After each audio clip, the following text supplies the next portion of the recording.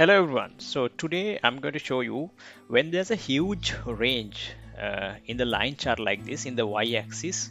So how to display it in a more nicer way. So that is where the tutorial that I'm going to cover.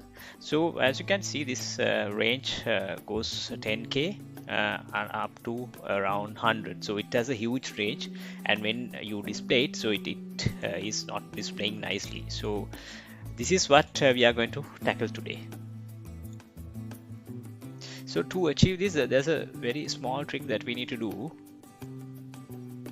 So select the visual and go to format, and then when it comes to y-axis, because y-axis has the range, and select logarithmic scale. So when you set it, so as you can see now our scale has been adjusted to display a line which is a bit of scaled accordingly, that has a bit of a good looking graph of line chart.